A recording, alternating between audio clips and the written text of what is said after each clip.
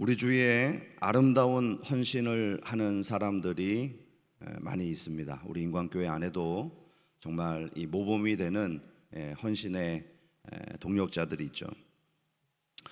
그런데 이 혼자서 헌신하게 되는 일을 결정하는 것은 그렇게 어려운 일이 아닙니다. 물론 그 헌신도 값지고 어려운 결단이죠. 그러나 혼자서 내리는 결단은요, 그저 내가 은혜 받은 대로 결정하고 행하면 되는 것입니다.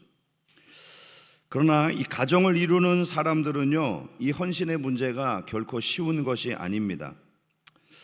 어떤 형제는 물질적인 헌신을 하고 싶어 합니다. 그러나 아내가 이렇게 말합니다. 우리 가정에 쓸 것도 없는데 허구한 날 남들한테 퍼다 주면 우리는 뭐 먹고 사냐, 그거 안 된다, 이렇게 말하면 실행할 수가 없는 것이죠. 어떤 자매는 교회에서 봉사하며 헌신하기를 즐겨합니다. 그런데 남편이 주일날 교회 나가서 헌신하는 건 내가 안 뜯어 말릴게, 그것까지는 내가 봐준다. 그런데 평일날도 가서 전도하고 헌신한다고? 그건 안 돼. 그러면 강행하기가 참 어려운 것이죠. 어떤 형제는 늘 교회 나와서 물건을 만들고 교회를 청소하고 또 교회를 섬기는 일을 좋아합니다. 그런데 자매가 아이들하고 놀아줄 시간도 없으면서 휴일만 되면 교회 가서 있다고 막 타박을 주면요, 이것도 참 쉽지 않은 것입니다. 사람을 만나고 대접하는 거를 좋아하는 사람들도 있죠. 그런데 가족 중에 한 명이 낯가림이 심해요. 집에 누가 오는 거, 누구 만나러 가는 거 너무너무 싫어합니다. 그러면 이렇게 대접하고 함께 교제하는 것도 수월하지 않은 결정이 될 것입니다. 더욱이 배우자가 신앙생활을 하지 않는 분들이 계십니다.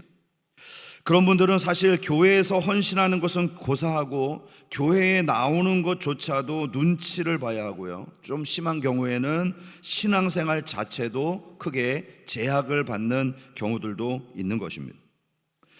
이런 장애물들이 없이 가족 모두가 한마음이 되어서 헌신을 한다. 아내나 남편이나 자식이나 모두가 이 헌신에 동참하고 함께 동력하고 있다. 얼마나 행복하고 좋을까요? 가정이 주님 앞에 온전히 헌신하고 있고 그 안에서 신앙의 행복을 누리는 것, 어쩌면 우리가 꿈꾸고 있는 이상적인 가정의 모습 아닌가요? 저는 오늘 아굴라와 브리스길라 부부의 헌신을 다루고자 합니다. 그런데 오늘 본문의 제목을요, 가장 아름다운 헌신이라고 정했습니다. 꼭 가정이 헌신되어야 아름답다는 말은 아닙니다. 그러나 부부가 함께 헌신되어 있고 가정이 온전한 헌신을 드린다는 것은요, 개인의 헌신보다는 훨씬 더 어렵고 값진 일이라는 의미입니다. 구약 성경에서 이 신앙의 공동체의 아름다움을 표현하는 구절들이 종종 등장하는데요, 이 대표적인 게 시편 133편이죠. 보라, 형제가 연합하여 동거함이 어찌 그리 선하고 아름다운고. 여기서 이 형제라고 하는 말은 신앙의 공동체, 좀 더 좁게는 가족을 의미하고 있습니다. 자, 그런데 이 신앙 공동체가 언제 아름답다는 거예요? 함께 연합하고 동거할 때 아름답다는 거죠. 연합이라고 하는 말은 함께한다, 일치한다, 좋아한다 라고 하는 의미를 갖고 있고요, 동거한다라는 것은 거한다, 함께 산다라는 의미를 가지고 있습니다. 이 모든 것이요, 누군가와 관계를 맺을 때 가능한 일들입니다. 올해 우리는 하나님 보시기에 좋은 공동체라고 하는 주제를 가지고 함께 말씀도 암송하고 예배도 드리고 교제도 하고 있습니다.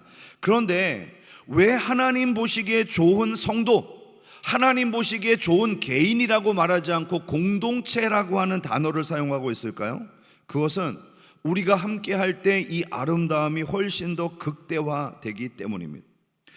특별히 본문에서 이 아름답다라고 하는 라임이라고 하는 단어는요, 즐겁다, 사랑스럽다, 아름답다, 노래한다, 이런 의미를 담고 있습니다. 그래서 이 아름다움이라는 것은요, 혼자 하는 것보다 누군가와 함께 조화를 이룰 때 훨씬 더 아름다워지는 것이죠. 즐거움도 함께 나누면 훨씬 더 즐겁고, 노래도 화음을 넣어서 하니까 훨씬 더 아름답고, 그렇죠? 네. 또 사랑스러운 것도 누군가와 함께 사랑을 나눌 때 훨씬 더 아름답잖아요. 그죠? 이 세상에서 제일 슬픈 사랑, 짝사랑, 혼자만 하는 사랑. 오고 가야 그 사랑이 꽃이 피고 아름다운 것이죠. 그래서 가장 아름다운 헌신, 가장 위대한 헌신은 개인의 헌신보다는 바로 함께 할 때 더 아름다운 헌신이 된다는 측면에서 오늘 본문의 제목을 이해하시면 좋겠습니다. 먼저 우리가 본문을 통해서 살펴볼 것은요, 이 바울과 아굴라 그리고 브리스길라 이 부부의 만남입니다. 자, 바울이 아덴이라는 도시를 떠나서 고린도에 들어갔습니다. 이 고린도라는 도시는요, 그 사악함에 있어서 로마의 휘하에 있는 제국들 가운데, 도시들 가운데 아주 명성이 자자했던 곳입니다. 자, 우리가 로마서 1장 18절에서 31절의 말씀을 보면 당시 이 로마 제국의 영향력 아래에 있었던 도시들의 타락상이 나오고 있는데요, 이 바울이 이 글을 어디서 기록을 했냐면 3차 전도여행 때 고린도라고 하는 도시에서 기록하고 있습니다. 어떻게 기록을 했는지 그 내용을 볼까요? 로마서 1장 28절 이하입니다. 또한 그들이 마음에 하나님 두기를 싫어하며 하나님께서 그들을 그 상실한 마음대로 내버려 두사 합당하지 못한 일을 하게 하셨으니 곧 모든 불의, 추악, 탐욕, 악의가 가득한 자요, 시기, 살인, 분쟁, 사기, 악독이 가득한 자요, 수군수군하는 자요, 비방하는 자요, 하나님께서 미워하시는 자요, 능욕하는 자요, 교만한 자요, 자랑하는 자요, 악을 도모하는 자요, 부모를 거역하는 자요, 우매한 자요, 배약하는 자요, 무정한 자요, 무자비한 자라. 바울이 이렇게 악한 일들에 대해서 세세하게 조목조목 기록할 수 있었던 이유가 뭘까요? 지금 바울의 눈앞에서 이런 일들이 자행되고 있었던 것입니다. 어느 도시에서요? 고린도라고 하는 도시에서. 그러므로 고린도는 로마의 여러 도시들 가운데 그 타락의 정도가 가장 심한 곳이었습니다. 이 도시는 유럽과 아시아를 잇는 항구 도시로 인구가 한 20만 정도 되었다고 합니다. 당시에 이 고린도에서는요, 에베소와 함께 유럽과 아시아를 잇는 그 항구 도시로 관문의 역할을 감당하고 있었어요. 그래서 바울에게는 선교적으로 아주 중요한 도시였던 것입니다. 하지만 고린도에는 돈과 사악함, 희한한 철학들, 새로운 종교들이 들어와서 둥지를 틀고 있었습니다. 그래서 선교하기가 그렇게 녹록지 않은 곳이었습니다. 그리고 당시에 이 바울의 상황도요, 그렇게 편안하지 않았습니다. 빌립보, 데살로니가, 베레아, 아덴으로 이어지는 도시들을 거쳐오면서 바울이 치렀을 영적 전쟁, 그가 당했을 수많은 고난과 역경들, 여러분, 그리고 지금 바울은 호롤단신으로 이 고린도 지역에 들어가게 된 것입니다. 그래서 바울은 고린도에 들어왔을 때 일종의 격려가 필요한 상황이었어요. 그런데 바로 절묘하게도 이 고린도에 들어와서 브리스길라와 아굴라 부부를 만나게 된 것입니다. 저는 이것이 바울을 배려한 하나님의 선물이었다고 생각을 합니다. 브리스길라는 디모데후서 4장 19절에서 브리스가라고도 표현이 되어 있는데요, 이들이 가지고 있었던 직업은 천막을 만드는 직업이었습니다. 그런데 그들의 직업이 마침 바울이 가지고 있었던 직업 기술과 같은 일이었어요.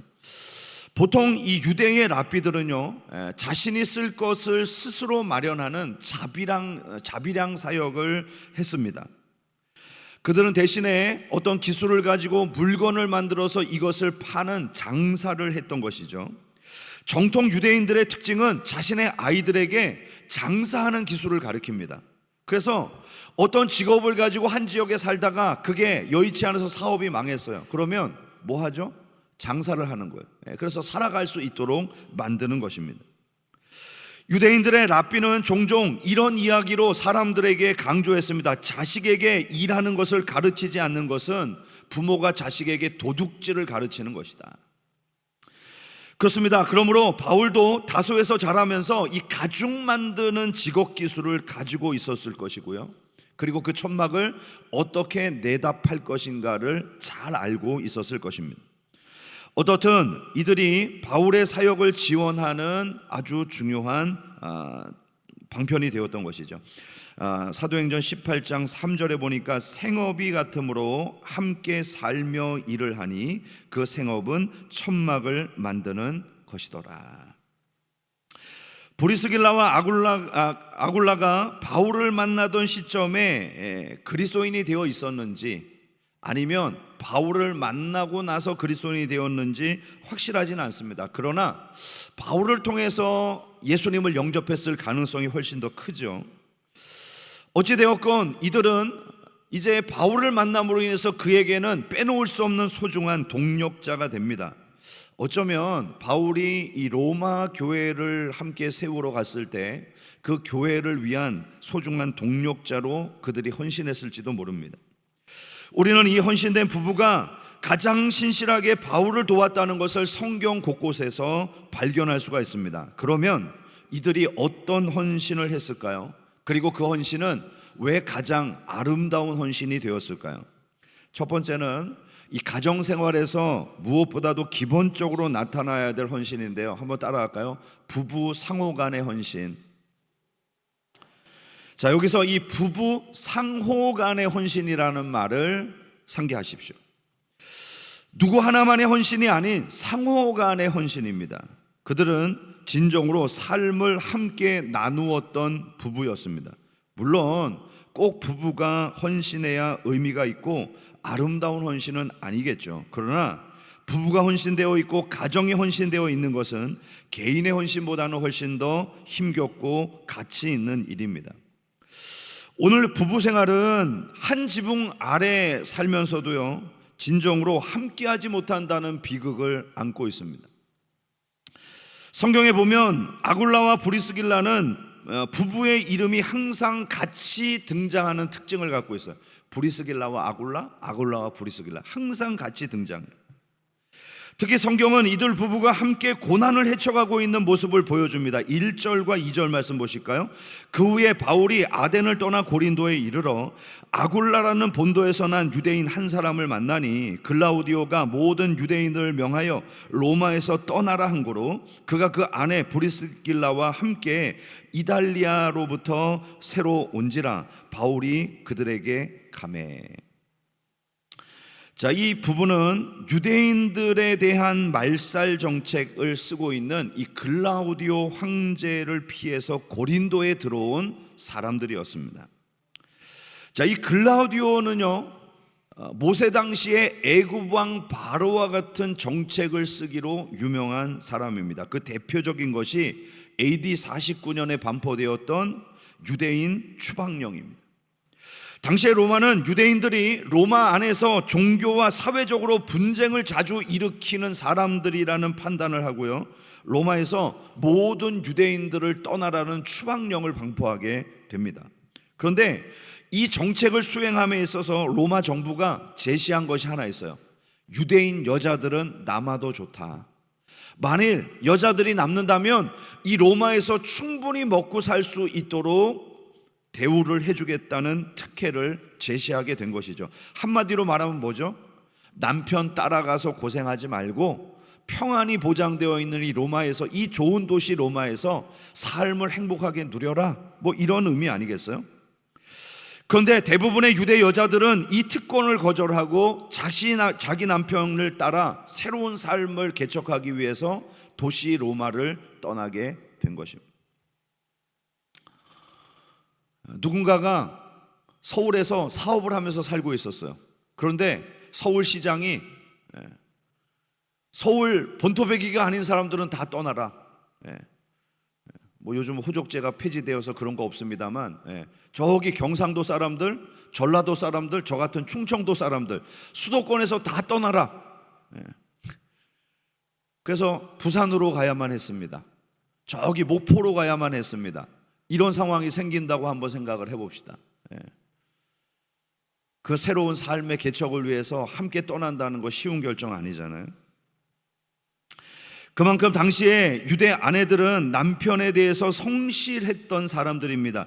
이것이 가능했던 것은요, 그들이 가지고 있었던 언약 신앙 때문이었거든요. 당시의 유대인들은 언약 사상의 기초에서 자신의 남편과 아내를 바라보았습니다. 그들은 자기의 배우자를 이렇게 불렀어요. 언약의 남편, 언약의 아내. 자, 이것은 사람들이 깨도 좋을 단순한 인간적인 약속이 아니라 하나님 앞에 제사 드릴 때 동물의 피로 언약을 맺잖아요. 그 의미가 뭐죠? 만약에 이 언약을 깨면 이 동물과 같이 죽임을 당할 수 있다는 것을 전제한 것이 피해 제사거든요. 이들은 우리의 이 부부의 언약이 바로 그처럼 피로 맺어진 언약이라는 생각을 가지고 있었던 것입니다. 그래서 이 둘 사이는 어느 누구도 갈라놓을 수 없는 사이였던 것이죠. 요즘은 남편과 아내가 서로 불신하는 일들 때문에 깨어지는 가정들이 많이 일어나고 있습니다. 특히 서로에 대해서 책임을 다하거나 참으려고 하지 않습니다. 이런 현상은 삶이 어려울수록 더욱더 두드러지게 나타납니다. 시대의 고난을 함께 겪으면서 가고 있는 이 아굴라와 브리스길라의 모습이 얼마나 아름답습니까? 우리의 가정 안에도 이런 아름다운 상호간의 헌신이 있기를 주님의 이름으로 축복합니다. 이 부부의 헌신에 있어서 우리가 또 한 가지 주목해야 할 것은요, 남편의 외조예요. 오늘 여러 가지로 남편들한테 불리한 이야기를 좀 합니다. 저한테도 불리합니다. 자, 이 부부에 대한 이야기가 총 성경에는 6번 등장을 하는데요, 그 중에 4번은 아내인 브리스길라가 먼저 나와요. 이 순서가 참 중요해요. 남편의 이름이 먼저 나오는 것이 아니라 과반수 이상 60% 넘게 아내의 이름이 먼저 등장합니다. 이 이야기는 뭘까요?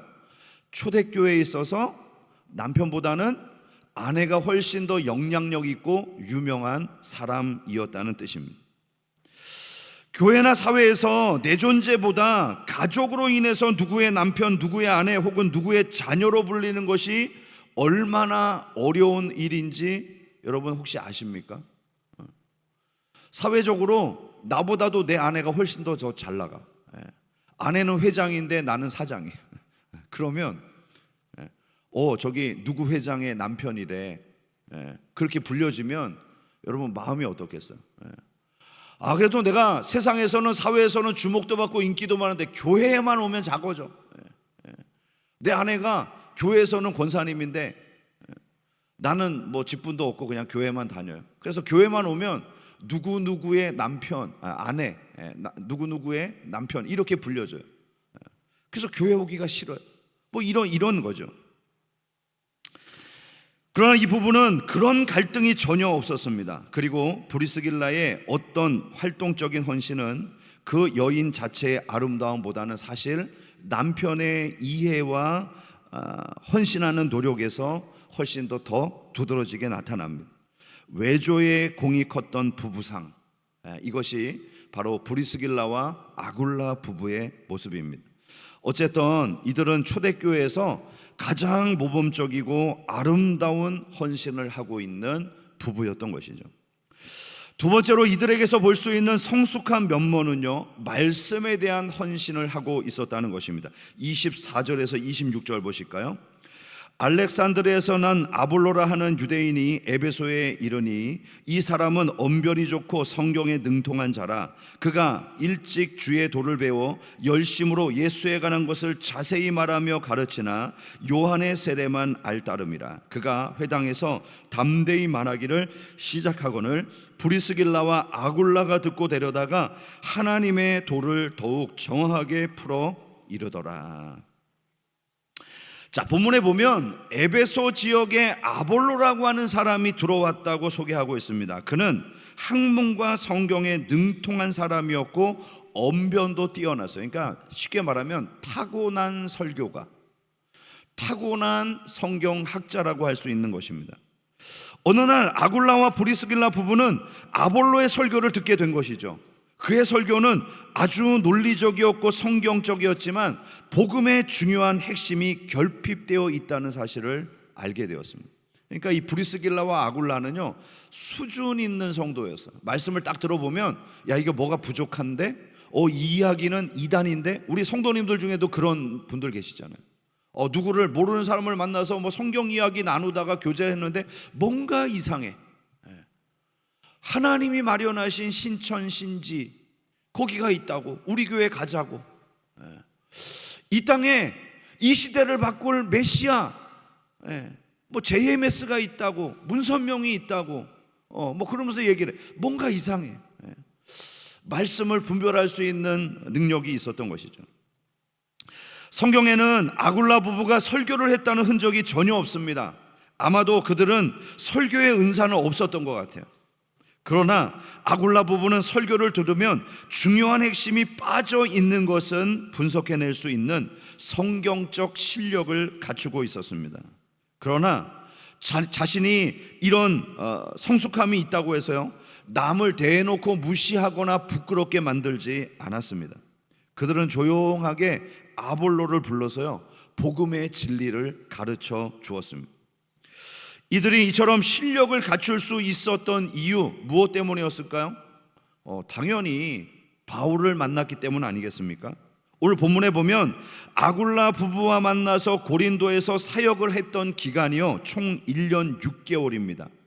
틀림없이 이 부부는 1년 6개월의 기간 동안 바울과 함께 성경 공부를 했을 거예요.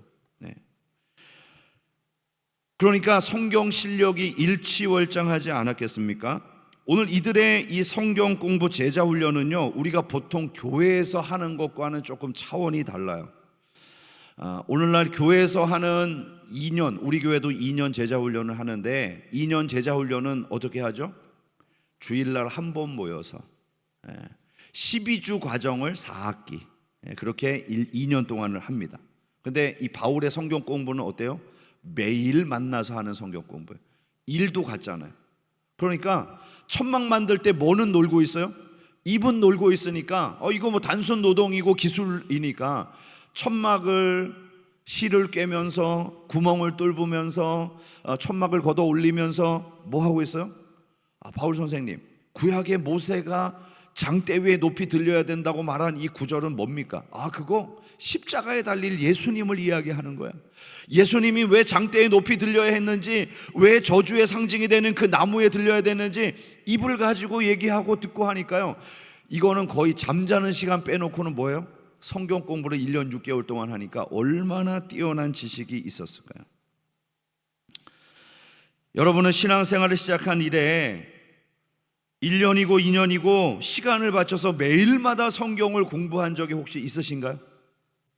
아마 신학생이 아니고는 그렇게 하기가 어려울 거예요. 그런데 이들 부부는 이런 모임을 갖고 있었던 것입니다. 오늘날 그리스도인들의 숫자가 많아졌음에도 불구하고 왜 이 사회에는 신앙의 변화가 일어나지 못하는가?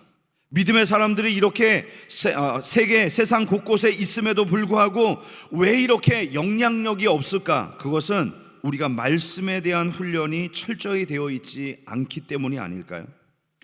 어렵고 위급할 때 말씀의 훈련이 되어서 이 말씀이 나를 이끌어 가도록 말씀대로 행하는 그 훈련이 되어 있는 그리스도인, 그들이 성숙하고 헌신된 사람들인 것입니다.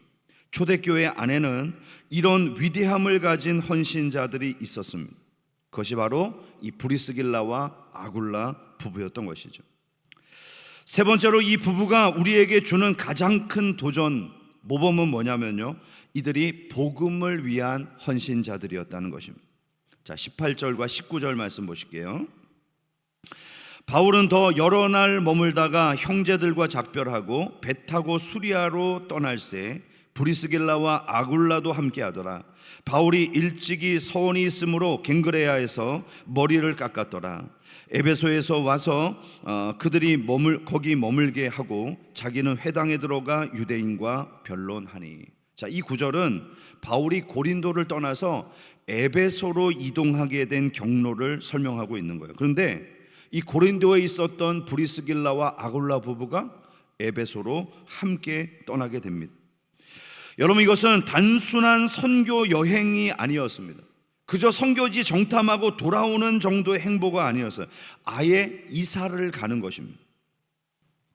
바울이 에베소에서 전도하겠다고 하니까요, 이들 부부도 에베소 복음 전도를 위해서 아예 이 고린도에 있었던 사업을 정리하고 에베소로 이동을 했던 것이죠.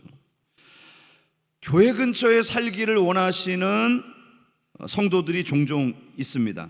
가까운 곳에서 교회를 섬기는 것이 얼마나 큰 복입니까? 그냥 문만 열면 교회가 보이고 한 걸음만 가면 교회에 갈 수 있고, 그래서 언제든지 기도할 수 있고 예배 드릴 수 있는 교회가 가까이 있다. 너무나 큰 복 아니에요? 근데 여러분, 집은 그렇다고 쳐도 교회 때문에 직장으로 옮긴다, 예? 그런 일이 여러분 가능하겠습니까? 어떨까요? 나는 교회 때문에 아예 이사도 가고 사업토도 이전을 했다. 여러분, 이것은 참으로 어려운 일이죠. 그런데 이들 부부는 그저 지역을 이동한 정도가 아니에요. 유럽에서요 아시아로 갔다니까요. 문화가 완전히 다른 동네로 갔다니까요. 유럽에서 아시아로 이주를 했단 말이죠. 그리고 이 일을 결정함에 있어서 사업의 비전이 있었기 때문도 아닙니다. 야, 에베소에 가면 장사가 더 잘 되겠는데? 우리 천막 만드는 사업을 더 확장시키기 위해서 에베소로, 이런 비전이 있었던 것이 아니라 단순히 딱 하나, 선교 비전. 복음을 증거하겠다는 이 비전 때문에 사업지를 옮겨서 새로운 자리로 떠나게 되었던 것이죠. 그러나 이들은 바로 이런 결정을 함에 있어서 부부가 이견이 없었어요. 같이 헌신했습니다. 성경을 볼 때 그들은 적어도 4번 이상 주거지를 옮겼습니다. 본래는 본도라는 출신지에 살고 있었어요. 아마 여기서 이들이 결혼을 했겠죠. 삶을 살아가고 있습니다. 그런데 이 로마의 추방령으로 인해서 고린도로 이전하면서 생업을 이어갑니다. 그리고 고린도에서 에베소로 또 이전을 해요.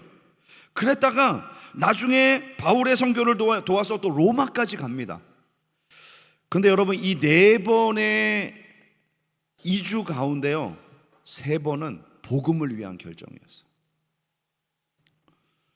이들의 헌신이 얼마나 아름답습니까?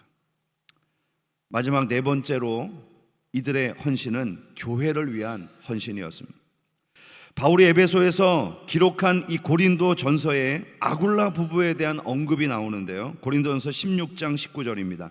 아시아의 교회들이 너희에게 문안하고 아굴라와 브리스가와 그 집에 있는 교회가 주 안에서 너희에게 간절히 문안하고. 자, 이 말이 무슨 말인가요? 아굴라와 브리스가는 에베소에 거주하면서 자기의 집을요 교회로 헌신한 사람들이에요. 초대교회는 큰 건물을 가질 수 있는 여유가 없었기 때문에 항상 바울이 교회를 개척하면요 성도의 집을 교회로 사용하는 일들이 많이 있었습니다.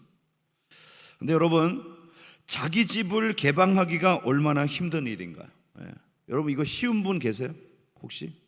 나는 매주 내 집을 개방할 수 있다. 우리 다음 주에 그 집 가서 한번 주일 예배 한번 드려볼까요? 어떻습니까? 여러분, 교회라는 곳이 꼭 정해진 시간에만 사람들 오는 거 아니잖아요. 내가 개인적으로 기도하고 싶어 그러면 낮에도 갈 수 있고 밤에도 갈 수 있는 거죠. 우리 성경 공부 모임 교회에서 할 거야 그러면 뭐 24시간 중에 가장 모이기 편한 시간을 모일 수도 있잖아요. 그런데 그 시간 중에 나의 소중한 시간도 있잖아요. 내가 개인적으로 있고 싶은 시간도 있잖아요. 그런데 그런 모든 것들을 다 내려놓고 내 가정을, 내 사업터를, 내가 살고 있는 삶의 장소를 교회로 제공한다. 이거 쉬운 일이 아니죠. 이런 헌신이 부부가 함께 합의되지 않으면 가능할까요? 교회에서 열심히 사역하며 남편보다 더 유명한 아내, 그리고 그 일을 돕기 위해서 자신의 사업장을 날마다 운영하면서 아내를 돕고 있는 남편, 교회와 가정의 일을 구분하지 않고 헌신하는 아내, 그 헌신을 격려하며 힘이 되어주는 남편. 여러분, 이 두 사람은 정말 찰떡궁합 아닙니까? 찰떡궁합. 이들이 아름다운 헌신의 부부가 아니면 누가 그런 부부이겠습니까? 청년들은 오늘 말씀이 별로 마음에 안 드는가 봐요. 내가 그렇게 앞으로 살라고? 근데 기도를 해보세요. 좀 그런 남편 만나면 좋을 것 같아요. 한 걸음 더 나아가 이들은 교회를 섬기는 목회자를 위해서도 헌신했습니다. 로마서 16장 3절과 4절입니다. 너희는 그리스도 안에서 나의 동력자인 브리스가와 아굴라에게 문안하라. 그들은 내 목숨을 위하여 자기들의 목까지도 내놓았나니 나뿐 아니라 이방인들의 모든 교회도 그들에게 감사하느니라. 그들은 목회자를 위해서도 헌신했는데 바울은 자신을 위해서 이들이 자기의 목이라도 내어놓았다고 말합니다. 바울의 가는 길은 항상 고난이 점철되어 있는 길이었습니다. 이와 같은 헌신자들 때문에 바울은 그럼에도 불구하고 행복했습니다. 또한 이러한 섬김의 정신을 가지고 자원하는 사람들이 있었기에 바울의 세계 선교가 가능했던 것 아닐까요? 브리스가와 아굴라는 바로 바울의 사역에 있어서 너무나 중요한 팀 멤버였고요, 이들이야말로 평신도 사역의 모범 답안이라고 할 수 있습니다. 아마 어떤 목사나 선교사들에게도 이런 기술이 있고 헌신된 마음이 있으며 동시에 자신의 집까지도 함께 헌신할 수 있는 평신도 사역자 부부를 만날 수 있다면 얼마나 큰 축복이겠습니까? 저는 좋은 믿음의 동력자들을 만나는 축복이 여러분에게 있기를 소망합니다. 그래도 저에게도 그런 동력자가 있고 제가 여러분에게도 좀 그런 동력자가 되었으면 좋겠다는 것이 기도의 제목입니다. 이들의 헌신은 가정이 함께 조화를 이루어 일치된 헌신이었습니다. 그래서 가장 아름다운 헌신인 것이죠. 오늘 이 말씀을 듣는 저와 여러분의 가정이 이런 이상적인 목표와 비전을 가지고 함께 헌신하는 부부, 함께 헌신하는 가족이 될 수 있기를 소망합니다. 더 나아가서 오늘부터 우리 개강하는 셀 가족들이 이런 아름다운 모습으로 서로 헌신할 수 있기를 축복합니다. 이거는 조금 아멘이 작은데, 이번 주에 우리 집에서 모입시다. 내가 국수 삶을게. 나는 감자 쪄올게. 나는 앞에 시장에서 떡 사올게. 커피 내가 쏠게. 우리 집에서 모입시다. 그런 헌신이 없으면 공동체가 함께 세워지기가 어려운 것이죠. 우리 모두에게 이런 가장 아름다운 헌신이 우리의 가정과 셀 가족들 안에 있기를 다시 한번 주님의 이름으로 축복합니다.